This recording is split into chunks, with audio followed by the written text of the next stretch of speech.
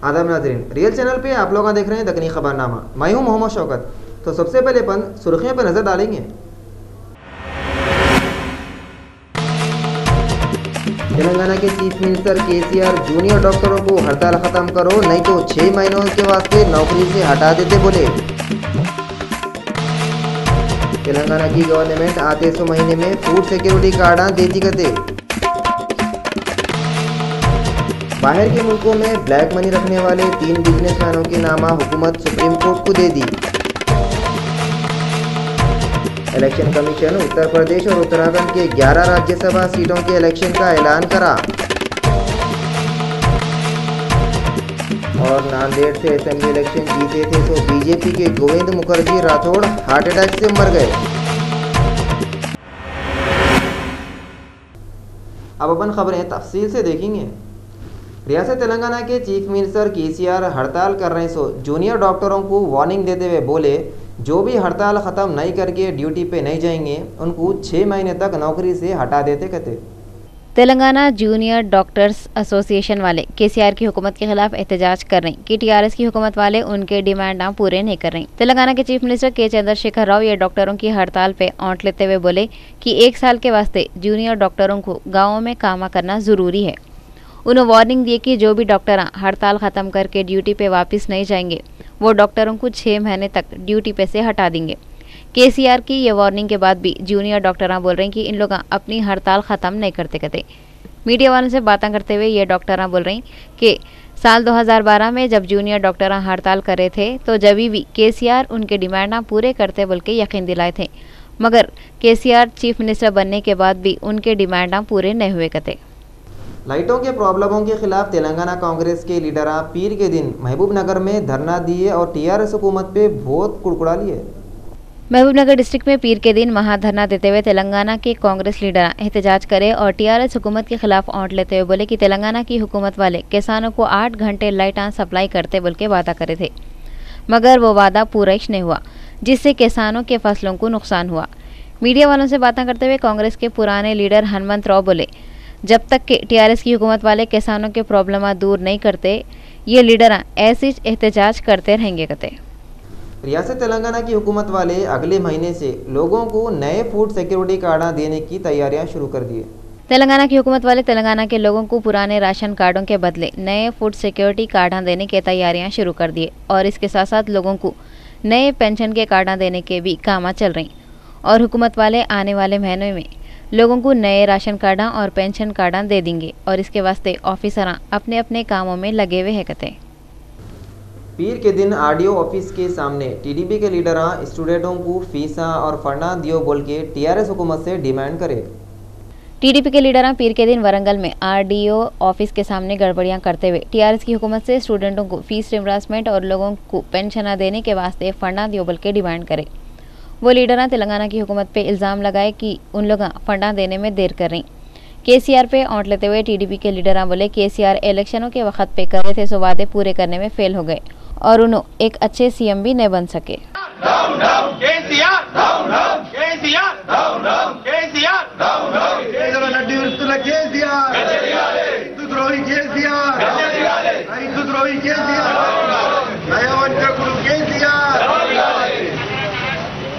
కొత్తగా సర్వే చేసి తీసేస్తే ఇదంతా అన్యాయం అని చెప్పి తెలుగుదేశం పక్షాన చెప్తా ఉన్నాం। ఇప్పటికైనా కూడా కేసీఆర్ గారు దిగి వచ్చి గతంలో ఉన్న పెన్షన్స్, రేషన్ కార్డులు, ఇంద్రమ్మ హౌసెస్ అన్ని కూడా ఉంచుకుంటూ అదనంగా ఇచ్చి ఈ ప్రజల బాగు చేయాలని చెప్పి మేము కోరుకుంటా ఉన్నాం। सीपीआई के रियासती सेक्रेटरी के नारायण बोल रहे हैं, तेलंगाना और आंध्र प्रदेश के चीफ मिनिस्टर मिलके पब्लिक को हौला बना रहे कहते। सीपीआई के रियासती सेक्रेटरी के नारायण पीर के दिन मीडिया वालों से बातें करते हुए बोले कि दोनों रियासतों तेलंगाना और आंध्र प्रदेश के चीफ मिनिस्टर चंद्रबाबू नायडू और केसीआर अपने अपने रियासत के लोगों को हौला बना रहे। केसीआर के ऊपर औंठ लेते हुए नारायण बोले कि केसीआर चंद्रबाबू पे इल्जाम लगा के अपने गलतियां छुपा ले रहे। चंद्रबाबू नायडू को हाथ पे लेते हुए उन्होंने बोले चंद्रबाबू नायडू सीएम की कुर्सी पे 50 सालों तक भी बैठे हुए रहे तो इलेक्शनों के वक्त करे सो वादे पूरे नहीं कर सकते कहते। उन्होंने दोनों चीफ मिनिस्टरों को एक मीटिंग करके आपस के प्रॉब्लम दूर कर लो बोल के मशवरा दिए। कांग्रेस के पुराने लीडर जाना रेड्डी और जयप्रकाश नारायण तेलंगाना में लाइटों के प्रॉब्लमों को लेके टीआरएस हुकूमत के ऊपर बहुत पुकार लिए।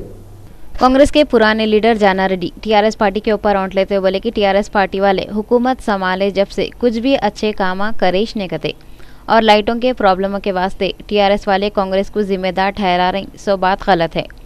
जाना रेड्डी केसीआर से ये सवाल करे कि उन्होंने छत्तीसगढ़ से जो लाइटा खरीदने की बात करे थे उसका क्या हुआ, और उन्होंने 4 घंटे भी बराबर लाइटा सप्लाई नहीं कर रही।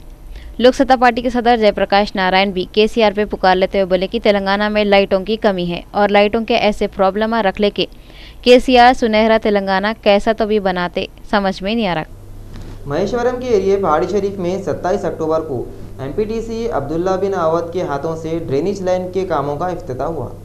पहाड़ी शरीफ दरगाह कने 2,50,000 रुपयों के खर्चों से ड्रेनेज लाइन डाल रही। ये ड्रेनेज लाइन का काम पीर से शुरू हुआ। उसका इनॉग्रेशन पहाड़ी शरीफ के एमपीटीसी अब्दुल्ला बिन अवध करे। बाद में उन्होंने एमपी और एमएलए से भी बात करके उन्होंने घरे घर कृष्णा का पानी पहुंचाने की कोशिश करते बोले एरिया के लोग उनको फूला पिनाए। जो ज़ाहिर उनको तकलीफ हो रही थी ड्रेनेज के लिए, वहाँ के जो है हमारे बड़े भाई सलीम भाई शमशूब भाई लोग जो नुमाइंदगी करें, तो इमीडिएट जो है हम पुराने बजट से फिर एक नए एमएलए तिगल किशन रेड्डी को भी बोल के इमीडिएट जो है काम शुरू करा रहे हैं। 2.5 लाख का हो या 5 लाख का हो इंशाल्लाह जो है कंप्लीट कराएंगे। और हमसे सबसे पहले ईश्वर रेड्डी से एमपी साहब से और अब प्रेजेंट एमएलए जो है हम कृष्णा वाटर की भी नुमाइंदगी करें इंशाल्लाह। बहुत जल्द 10 दिन के अंदर ये पहाड़ी शरीफ के अंदर कृष्णा वाटर का भी जो है इनाग्रेशन होगा। पहाड़ी शरीफ को दरगाह के पानी का समस्या जितना भी रहेगा इंशाल्लाह 10 दिन के बाद में कोई तकलीफ नहीं होगी इंशाल्लाह। अभी जो रोड है अभी कुछ काम बाकी है, वो भी जो है ये महीने में कंप्लीट करेंगे। टोली चौकी के एक फंक्शन हॉल में मरकज़ी खिदमत खल्क की तरफ से एक किताब जिन्नात, जादू और नज़र नाम से निकाले। टोली चौकी के एक फंक्शन हॉल में मरकज़ी खिदमत खल्क की तरफ से हाफिज खारी मुख्तदर सरवर अजीज़ कुरैशी के हाथ से एक किताब की रिलीज़ हुई जिसका नाम जिन्नात, जादू और नज़र है। ये मौके पे मीडिया वालों से बातें करते हुए उन्होंने बोले कि लोगों को आलिमों के चक्करों से बचाने के वास्ते उनके पास रूहानी आयतों से इलाज करने का तरीका है कहते। उस वक्त पे मिर्जा सोहेल बेग, सैयद अथरुद्दीन, अब्दुल रज़ाक, मोहम्मद ज़की अहमद, मोहम्मद निहाल के अलावा दूसरे लोग भी थे। मरकज़ वाले खारी मुख्तदर साहब को फूला भी पिनाए। हाफिज साहब इसकी रूहें रवा हैं, मुस्तकिल रोज़ाना बैठकर जो है खिदमत खल्क की खिदमत अंजाम देते हैं। अल्हम्दुलिल्लाह आज तक तकरीबन 15 लाख अफराद इससे इस्तेफ़ादा कर चुके हैं। तो इस इदारे के तहत मदरसा सुफ़ा भी कायम किया गया है दीनी तालीम के फ़रोग़ के लिए, और इसी तरह 1 साल कबल इस्लाह बातिन के लिए खानखाही निज़ाम भी कायम किया गया है। हम ऐसे लोगों को बताना ये चाहते हैं कि जिस तरह जिस्मानी मर्ज़ मुसद्दिक़ा है, ऐसे ही रूहानी यानी सहर ज़दा होना भी जो है मुसद्दिक़ा है, ये भी मर्ज़ है। लेकिन जब ये मर्ज़ में कोई जब मुब्तला हो जाए तो उसे शरीयत की रोशनी में इलाज करने वाले आमिलों से ही रुजू होना चाहिए। कहीं ऐसे आमिलों के चक्कर में नहीं पड़ना चाहिए जहां आपके पैसे भी बर्बाद होते हैं और आपका ईमान भी ज़ाय हो जाता है। माइनॉरिटी डिपार्टमेंट जिसे पूरे माइनॉरिटी के तरक्की के कामों के वास्ते बनाए, स्टेट की गवर्नमेंट वाले इसके वास्ते 25 करोड़ 93,92,000 जारी करे थे। तेलंगाना की हुकूमत की तरफ से माइनॉरिटी के फ़ायदे के वास्ते अक्टूबर-नवंबर में कित्ते की इदारों पे खर्चों के वास्ते 25 करोड़ 93,92,000 रुपये जारी हुए।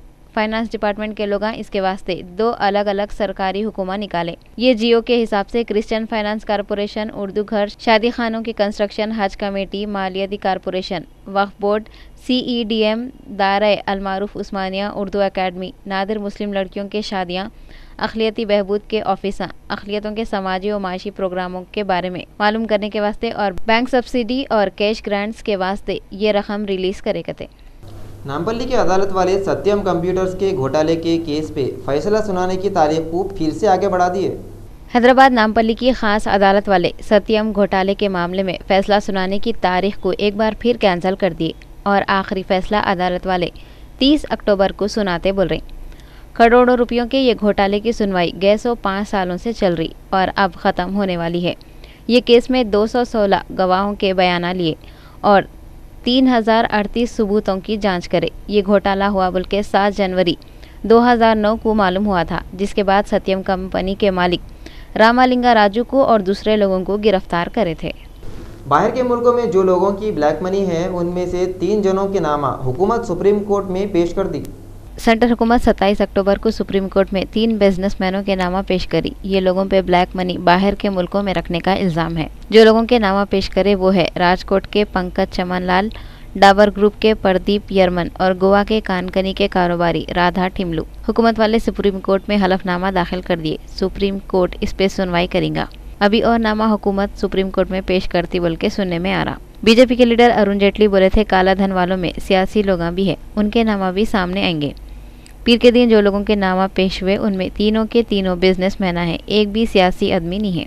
काला धन रखने वाले लोगों की तादाद बहुत है बोल के सुनने में आ रहा था और सिर्फ 3 नामा सुप्रीम कोर्ट में पेश हुए बोल के मालूम हुआ। तो सुप्रीम कोर्ट के सीनियर वकील और बीजेपी लीडर राम जेठमलानी बोले पहाड़ खोदे तो चूहा निकला। ये ब्लैक मनी के बारे में ऐसे ऐसे बातें सुनने में आ रही, अपने इस कानों पे अपने को यकीन नहीं हो रहा। इतने बड़े बड़े बातें इतने छोटे छोटे कानों में कैसा आ रही कि बोल के सुनने में ये आ रहा। अगर वो ब्लैक मनी जो बाहर के मुल्कों में खास तौर पे स्विस बैंक में है इंडिया को आ गई तो खाने पीने के, रहने के, कपड़ों के, तालीम के और इलाज के प्रॉब्लम चुटकी बजाते हुए हल हो जाते कहते। इलेक्शन कमीशन अगले महीने में उत्तर प्रदेश और उत्तराखंड से राज्यसभा के 11 सीटों के वास्ते इलेक्शन करने का ऐलान करा। 10 नवंबर तक कागजात दाखिल करना कहते, 13 नवंबर तक कागजात वापस ले सकते कहते। अगर ज़रूरी हुआ तो 20 नवंबर को इलेक्शन कराते बोल रहे हैं। असेंबली इलेक्शन में नांदेड़ से जीतने वाले बीजेपी के लीडर गोविंद मकाजी राठौड़ अचानक मर गए। आदमी सोचने को तो बहुत कुछ सोचता, मगर जो उसके किस्मत में लिखे हुआ है वो ही होता। पार्लियामेंट का जब इलेक्शन हुआ था उस वक्त महाराष्ट्र के बीजेपी के एक अहम leader Gopinath Munde road accident में मर गए थे। अब असेंबली के इलेक्शन के बाद जब बीजेपी हुकूमत बनाने के प्लान बना रही, बीजेपी का एक और मेंबर कम हो गया। मंगल को बीजेपी की मुंबई में एक अहम मीटिंग होने वाली है। वो मीटिंग में बीजेपी के लीडर जिनमें राजनाथ सिंह और जेपी नड्डा भी है रहेंगे। कौन बनेगा महाराष्ट्र का चीफ मिनिस्टर, ये बात पे वो मीटिंग में गौर होने वाला है। वो इस मीटिंग में शरीक होने के वास्ते गोविंद राठौड़ देवागिरी एक्सप्रेस से मुंबई को जा रहे थे, मगर उनको क्या मालूम था मुंबई को जाने से पहले उन्होंने दुनिया से चले जाएंगे। रात के 10:30 बजे ट्रेन में उनको हार्ट अटैक आया। राठौड़ को जालना के हॉस्पिटल को लेके गए। वहाँ पे इलाज के बीच में उन्होंने मर गए। राठौड़ मुदखेड़ के रहने वाले थे। उन्होंने कांग्रेस के उम्मीदवार को हरा के इलेक्शन जीते थे। सेंटर की मिनिस्टर उमा भारती बोल रहे हैं गंगा नदी की साफ सफाई के काम आते 45 दिनों में शुरू हो जाते कहते। सेंटर की हुकूमत वाले ये ऐलान करे कि गंगा नदी की साफ सफाई के काम आते 45 दिनों के अंदर शुरू हो जाते और 140 नदियों में से जो गंदगी गंगा नदी को मैला कर रही उसको रोक के नदी के किनारों को हरा भरा करने के काम अभी शुरू हो जाएंगे। पीर के दिन गंगा नदी बेसिन अथॉरिटी की मीटिंग के बाद प्रेस कॉन्फ्रेंस में बातें करते हुए सेंटर के मिनिस्टर उमा भारती ये ऐलान करे। उन्होंने बोले गंगा जो स्टेटों में बह रही वो स्टेटों से मदद लेके गंगा को साफ कराने के काम 45 दिनों में शुरू कराते कहते। डेमोक्रेटिक फोरम के बड़े पंडित भूषण बजाज इंडिया और पाकिस्तान की हुकूमतों से जंग फौरन बंद करने की अपील करे। इन्होंने बोले हम लोग 3 जंग और कारगिल की लड़ाई लड़े मगर जंगों से कुछ भी नहीं मिला, दोनों तरफ बर्बादी और तबाही हुई। हरियाणा के नए चीफ मिनिस्टर मनोहर लाल खट्टर बोल रहे हैं पहले की हुकूमत वाले जो भी फैसले और ऐलाना करे थे उसको इन्हों बदल देते कहते। हरियाणा के नए चीफ मिनिस्टर बने सो मनोहर लाल खट्टर हरियाणा में चल रहे सो सरकारी नौकरियों के कामों को रुकाने का ऑर्डर दिए और ये फैसला सीएम मनोहर लाल खट्टर की निगरानी में उनकी पहली कैबिनेट मीटिंग में करे। मीटिंग के बाद मीडिया वालों से बातें करते हुए मनोहर लाल बोले कि पहले की कांग्रेस हुकूमत इलेक्शन के वक्त पे लोगों से वोटा लेने के वास्ते जो भी कामा और नए स्कीमों के ऐलाना करी थी हुकूमत उसका जायजा लेती कहते और पब्लिक के फायदे के जो स्कीमा है खाली उस पे अमल करते हुए वो स्कीमों को बाकी रखती कहते। कांग्रेस के सीनियर लीडर दिग्विजय सिंह बोले हुकूमत करने अगर हिम्मत है तो ब्लैक मनी कौन से कांग्रेसी लीडर के पास है इसका नाम बताना। सेंटर के मिनिस्टर अरुण जेटली के ये बोलने पे कि काला धन रखने वालों की लिस्ट में कांग्रेसी लीडर का भी नाम है। दिग्विजय सिंह बोले अगर हिम्मत है तो नाम बताओ। उन्होंने बोले इलेक्शन के ज़माने में नरेंद्र मोदी बोले थे 100 दिनों में काला धन वापस लूँगा, हर आदमी के खाते में 3 लाख रुपये जमा करूँगा, ये करूँगा वो करूँगा। कहाँ ही काला धन, किसके खाते में 3 लाख रुपये जमा हो? ये झूठ से बड़ा झूठ और कोई नहीं हो सकता। दिग्विजय सिंह बोले या तो मोदी अपनी फेकम फाक पे पब्लिक से माफ़ी मांगना, नहीं तो कुर्सी छोड़ के हट जाना। अगर उसने इस देश के साथ गद्दारी की है, अगर देश में से कमाया हुआ धन इलीगली कमाया हुआ धन अगर बाहर भेजा है तो उसके खिलाफ कार्रवाई होना चाहिए। और इसीलिए कांग्रेस पार्टी ने तत्काल उस बयान का खंडन किया कि आप में साहस है तो नाम दीजिए ना। काला धन की चिंता, विदेशों में काले धन की चिंता सबको हो रही है। वो तो दिखा रहे हैं सिर्फ बीजेपी सरकार को है चिंता। इस देश ऐसा नहीं है। कांग्रेस पार्टी ने जितना भी संधि, जितना भी कार्रवाई करना था हम लोग कर चुके हैं। कोई भी ऐसी कार्रवाई नहीं है जो हमने नहीं की हो, जो इन्होंने अब की है। एसआईटी का गठन भी सुप्रीम कोर्ट के आदेश से हुआ है, कोई इनका निर्णय नहीं है जी। इसलिए हम तो चाहते हैं कि जितना ध्यान वो देश में जमा काले धन के बारे में कर रहे हैं, उतना ही ध्यान उनको देश में जो काला धन तैयार हो रहा है और जो विदेशों में जा रहा है उस पर रोक लगाने पर क्या कदम उठा रहे हैं उसका भी तो हमें बताएं। बीजेपी और शिवसेना वाले सीटों के वास्ते लड़े, अब सीटों के वास्ते मिलने तैयार हो रहे हैं। ये बात मीडिया से बातें करते हुए कांग्रेस के लीडर राशिद अलवी बोले। कांग्रेस के लीडर राशिद अलवी मीडिया से बात करते हुए बोले, इलेक्शन के वक्त शिवसेना वाले और बीजेपी वाले एक दूसरे को क्या नहीं बोले। एक हुकूमत बनाने के वास्ते वो लोग सब भूल के हाथा मिलाने तैयार हो रहे हैं। ये बात से मालूम हो रहा वो लोग सिर्फ सीटों के वास्ते लड़ रहे थे, सीटों के वास्ते मिलना चाह रहे हैं। उत्तर प्रदेश के मिनिस्टर शिवपाल सिंह यादव दिल्ली से जापान के वास्ते रवाना हुए। इन्हों एक हफ्ते तक जापान में रह के पानी की सप्लाई को कैसा अच्छा बनाना सीख के आते गए। उनके साथ उनके बहुत से ऑफिसर भी गए। शिवसेना के राज्यसभा के मेंबर और सामना के एग्जीक्यूटिव एडिटर संजय रावत सामना के एडिशन में लिखे, महाराष्ट्र में गुजराती लोग शिवसेना को वोटां दिए कते। संजय रावत जो शिवसेना के स्पोक पर्सन भी है, सामना में लिखे गुजराती लोग कितने की दिनों से महाराष्ट्र में है, मगर वो लोग बाला साहब ठाकरे जो उनको सपोर्ट दिए थे वो भूल के नरेंद्र मोदी और अमित शाह का साथ दे के बीजेपी को जिताए। उन्होंने ये भी लिखे, शिवसेना के 17 उम्मीदवार खाली 49 से 1500 वोटा कम मिले बोल के हारे। वो लोग दौलत और ताकत के गलत इस्तेमाल का शिकार हुए कहते। संजय रावत एक प्राइवेट चैनल के रिपोर्टर के सवालों के जवाब भी देते हुए ये बारे में अपने ख्याल जाहिर करे। उन्होंने बोले, हम लोग भी चाहते जैसा सेंटर में मजबूत हुकूमत है महाराष्ट्र में भी होना, मगर एनसीपी वाले जैसी बीजेपी को बाहर से सपोर्ट करते बोले बीजेपी में अंदर का अंदर ही खुसुर फुसुर शुरू हो रही। इलेक्शन में बीजेपी वाले एनसीपी को नेशनल करप्ट पार्टी बोले थे, अब वो इस नेशनल करप्ट पार्टी का साथ कैसा ले सकते। संजय रावत बोले, महाराष्ट्र का सीएम बीजेपी का चुंगा। उन्होंने उम्मीद जाहिर करे चुपका चुपीच हमारे को दूसरी पार्टी के लोग बदनाम नहीं करेंगे। शिवसेना वाले गडकरी महाराष्ट्र के सीएम बने तो अच्छा है बोल रहे। डेमोक्रेटिक फोरम के बड़े पंडित भूषण बजाज इंडिया और पाकिस्तान की हुकूमतों से जंग फौरन बंद करने की अपील करे। इन्होंने बोले, हम लोग 3 जंग और कारगिल की लड़ाई लड़े, मगर जंगों से कुछ भी नहीं मिला, दोनों तरफ बर्बादी और तबाही हुई। पंजाब के जिला तरन तारण में मियाँपुर गांव कने 26 अक्टूबर की रात को बारातियों से भरी हुई बस नाले में गिरने से 3 औरतें 3 आदमियां मर गए, 6 जने जख्मी हो गए। ऐसा मालूम हुआ इसका ड्राइवर शराब पिया हुआ था कहते। हुदहुद उधम मचा के उड़ गया, अब नीलोफर क़यामत की चाल चलते हुए आ रहा। मौसमियत वाले महाराष्ट्र, गोवा, केरला, कर्नाटक और गुजरात की हुकूमतों को नीलोफर तूफान आ रहा बोल के वार्निंग दिए। हुदहुद तूफान के बाद नीलोफर साइक्लोन से देश कुछ नहीं रियासतों को भी खतरा है। आते 124 घंटों में नीलोफर साइक्लोन के और तेज हो जाने की वजह से गुजरात रियासत के कित्ते की साहेली डिस्ट्रिक्ट के एरियो में खूब बारिश होती कहते। मौसम का हाल बताते सो लोग इतवार के दिन एक स्टेटमेंट में बोले कि अरब समंदर के मिडिल वेस्ट और उसके आजू बाजू के एरियो में नीलोफर साइक्लोन बढ़ते जा रहा और इतवार की शाम में 5:30 बजे गुजरात में 1240 किलोमीटर, पाकिस्तान के कराची से 1300 किलोमीटर और ओमान में 900 किलोमीटर के फासले पे ये तूफान था। ऐसा बोल रहे हैं, आने वाले 24 घंटों में तूफान नीलोफर बहुत तेज़ हो जाएगा और तो और 48 घंटों के अंदर शुमाल मगरिब की तरफ बढ़ जाएगा और 31 अक्टूबर की सुबह तक नॉर्थ गुजरात के नज़दीक पाकिस्तान के कोस्टल एरियो तक पहुंच जाएगा। मौसम का हाल बताते सो डिपार्टमेंट वाले बोल रहे हैं कि ये तूफान से कितने की कोस्टल एरियो में फुल बारिश होंगी और 45 से 65 किलोमीटर घंटे की स्पीड से हवाएं भी चलेंगे। नीलोफर फारसी ज़बान का एक लफ्ज़ है जिसका मतलब कमल का फूल है। ये नाम पाकिस्तान वाले रखे गए थे। नीलोफर ऐसे वक्त आ रहा जबकि थोड़े दिन पहले आंध्र प्रदेश रियासत में हुदहुद तूफान से लोग परेशान होकर संभले भी नहीं थे। मौसम के डिपार्टमेंट वालों का बोलना है कि समंदर की हालत बहुत ख़राब है, इस वास्ते मछेरे समंदरों में नहीं जाना और पूरे गांव के सरपंचों और दूसरे लोगों को भी अलर्ट रहने की ज़रूरत है। अफगानिस्तान में सिक्योरिटी फोर्सेस वाले सूबा फराह में कार्रवाई करे सो वक्त 29 लोगों को मार दिए कते। अफगानिस्तान में सिक्योरिटी फोर्सेस के लोग वहाँ के सूबे फिरात में एक कार्रवाई करते हुए 29 लोगों को मार दिए गए, जबकि अफगान की इंटेलिजेंस वाले मुल्क के कितने की एरियो में कार्रवाई करते हुए 5 टेररिस्टों के ग्रुप को अरेस्ट करने का दावा भी करे।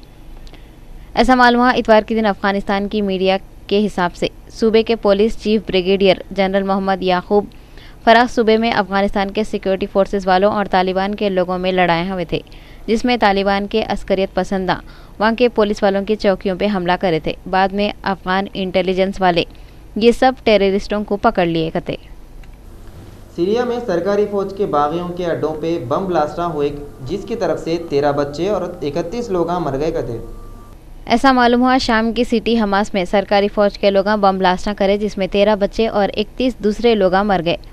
हलब में भी बागियां एक स्कूल पे फायरिंग कर दिए, जिसमें एक बच्चे के साथ 2 और लोगों की मौत हो गई और 26 लोगों को मारने लगे। मरने वालों में एक ही खानदान के 16 जने हैं गते। दूसरी तरफ शाम के कोबानी सिटी में अब तक 800 लोगों की मौत हुई बोल रही। शाहरुख खान की फिल्म हैप्पी न्यू ईयर सिर्फ 3 दिनों में 100 करोड़ से भी ज़्यादा बिजनेस करके पहले के फिल्मों का रिकॉर्ड तोड़ दी। फिल्म हैप्पी न्यू ईयर से पहले ही रिलीज हो गए भी फिल्म बनाने वालों को हैप्पी करते जा रही। ये फिल्म अब तक के फिल्मों में सबसे ज्यादा कमाई पूत बनी हुई है। पहले दिन 45 करोड़, दूसरे दिन 36 करोड़ और तीसरे दिन 35 करोड़ रुपयों का बिजनेस करके हैप्पी न्यू ईयर रिकॉर्ड बना ली। इससे पहले 3 दिनों में 100 करोड़ का बिजनेस धूम 3 और चेन्नई एक्सप्रेस करी थी। फिल्म हैप्पी न्यू ईयर एक हल्की फुल्की कहानी वाली फिल्म है, मगर उसका पिक्चराइजेशन ऐसा है शुरू से आखिर तक लोग कहीं भी बोर नहीं होते। शाहरुख खान, अभिषेक बच्चन, बोमन ईरानी, सोनू सूद और नसीरुद्दीन शाह के बेटे विवान ये फिल्म के एक्टर हैं। हीरोइन दीपिका पादुकोण है। पहले काजोल और शाहरुख खान की जोड़ी बहुत चलती थी। अब दीपिका और शाहरुख खान जो भी फिल्मों में आ रही फिल्म हिट हो रही। फिल्म हैप्पी न्यू ईयर में एक डांस दीपिका का ऐसा है जिसको देख के लोग दंग भी हो रही, हैबत भी खा रही। दंग इस वास्ते हो रही उन्हों हेलन नाचे जैसा बॉडी का एक एक पार्ट थरका रही।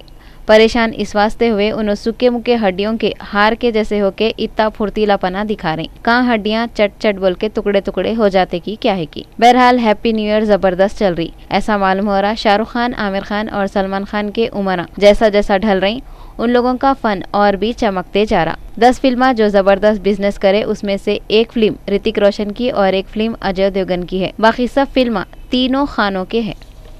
बॉलीवुड के हीरो किंग खान बोले तो शाहरुख खान बोल रहे हैं इन्हों वो फिल्मों में कामा करते जिससे इनको खुशी मिलती कहते। शाहरुख खान की नई फिल्म हैप्पी न्यू ईयर धूम मचा रही। शाहरुख खान की कामयाबी का सिलसिला चलते ही जा रहा। एक इंटरव्यू में बातें करते हुए किंग खान बोले फराह खान जब कभी भी उनको फिल्मों में कामा करने का ऑफर देते उन्होंने फौरी मान जाते कहते। शाहरुख खान बोले उन्होंने अपने फिल्म बहुत सोच समझ के करते और उन्होंने ज़्यादातर तो फिल्मों के ऑफर को रिजेक्ट नहीं करते और जो भी फिल्म करने के वास्ते राज़ी होते तो जब इस डायरेक्टरों को बोल देते कहते उन्होंने 1 साल के बाद वो डायरेक्टरों के फिल्मों में कामा कर सकते।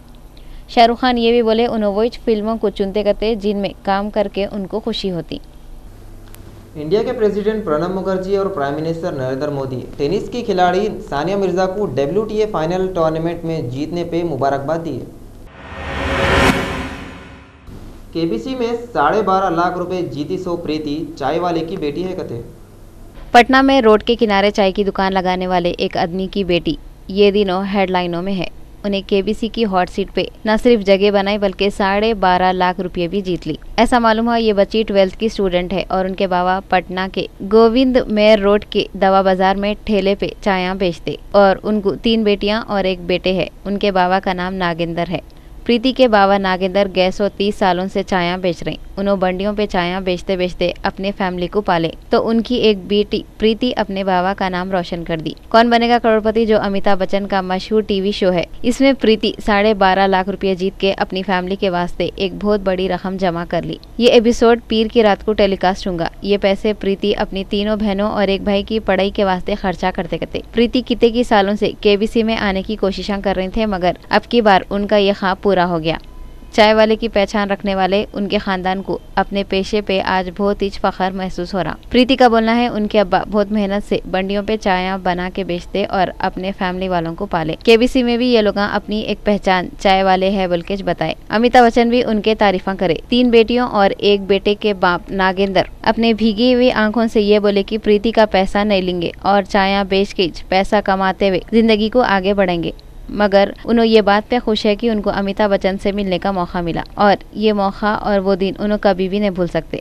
प्रीति अपने भाई और बहनों की पढ़ाई कराना चाह रही और एक घर अपने फैमिली के वास्ते बनाना चाह रही। कई को बोले तो इन लोग बहुत ही गरीबी की जिंदगी गुजार रहे थे कहते। खातिलाना मुस्कुराहट रखने वाली फेमस एक्ट्रेस आसिन 29 साल की हो गए। पेश है रियल चैनल की एक खुसूसी रिपोर्ट। आसिन कोचीन में पैदा हुए जो अब कोची के नाम से मशहूर है और केरला में है। उनके अब्बा जोसेफ एक बिजनेसमैन है और उनकी माँ एक सर्जन है। उन्होंने नेवल पब्लिक स्कूल से LKG से 10वीं तक पढ़े। आसिन का पहला असाइनमेंट BPL मोबाइल फोन का एडवर्टाइजमेंट था कहते। आसिन 10 साल पहले तमिल फिल्मों में आए थे। उन्होंने तमिल फिल्मों में अपने खदमा जमाने के बाद बॉलीवुड में कदम रखे। बॉलीवुड फिल्मों में आसिन आमिर खान के साथ साल 2008 आमिर खान के साथ आई सो उनकी ये हिंदी फिल्म में उनके फैंस उनको बहुत पसंद करे। वैसे तो तमिल की गजनी में भी उन्होंने हीरोइन थे कहते। आसिन बहुत ही खूबसूरत है जिसकी वजह से उनको इतने कामयाबियां मिलते गए। आसिन 26 अक्टूबर 1985 को पैदा हुए। उन्होंने केरला के रहने वाले हैं। आसिन बोले उनके नाम का पहला लफ्ज ए संस्कृत से लिए हुआ है जिसका मतलब है बिना और बाकी का नाम सीन अंग्रेजी से लिए जिसका मतलब है गुना। आसिन अपने करियर की शुरुआत में सलमान खान और अजय देवगन के साथ आई सो फिल्म लंदन ड्रीम्स में कामयाब नहीं हुए थे। उसके बाद से फिल्में बनाने वाले लोग उनसे दूर हो गए। बाद में आसिन को अभिषेक बच्चन के साथ बनने वाली फिल्मों से भी हाथ धोना पड़ा था। मगर बुरे वक्त में भी सलमान खान आसिन को अपने एक फिल्म में लिए और आसिन अपनी ज़बरदस्त एक्टिंग से सलमान खान की फिल्म रेडी में धूम मचा दिए। ये फिल्म करते ही आसिन के करियर का ग्राफ ऊपर चले गया। गैसो साल जनवरी में आई सो उनकी फिल्म का विलन को लोग बहुत पसंद करे। आसिन ग्लैमर की दुनिया में रहते पे भी सादगी पसंद है। उन्होंने कितने की सोशल ऑर्गेनाइजेशनों से जुड़े हुए हैं। आसिन कितने की मजहबी प्रोग्रामों में भी हिस्सा लेते। उन्होंने आज भी अच्छे रूलों के वास्ते इंतजार कर रही और तो और उनका बोलना है उनके वास्ते पैसा सब कुछ नहीं है। उन्होंने वही फिल्म करते जो फिल्मों से जुड़े हुए चीज़ें उनको इंस्पायर करते। आसिन बोले कि आमिर खान और सलमान खान उनके खास दोस्ता हैं। उन्होंने पब्लिसिटी करना पसंद नहीं करते और ये चाहते कि पब्लिक उनके कामों से इंस्पायर होके उनको पसंद करना और उनके तारीफा करना। रियल चैनल उनकी सालगिरह पे उनको मुबारकबाद और नेक तमन्नायां दे रहा। आखिर में फिर एक बार सुर्खियां देखेंगे। तेलंगाना के चीफ मिनिस्टर केसीआर जूनियर डॉक्टरों को हड़ताल खत्म करो नहीं तो 6 महीनों के वास्ते नौकरी से हटा देते बोले। तेलंगाना की गवर्नमेंट आते 100 महीने में फूड सिक्योरिटी कार्ड देती करते। बाहर के मुल्कों में ब्लैक मनी रखने वाले 3 बिजनेसमैनों के नामा हुकूमत सुप्रीम कोर्ट को दे दी। इलेक्शन कमीशन उत्तर प्रदेश और उत्तराखंड के 11 राज्यसभा सीटों के इलेक्शन का ऐलान करा। और नांदेड़ से असेंबली इलेक्शन जीते थे तो बीजेपी के गोविंद मुखर्जी राठौड़ हार्ट अटैक से मर गए। रियल चैनल के दक्कनी खबरनामे में बस इतने ही। मेरे को दियो इजाज़त। अल्लाह हाफिज़।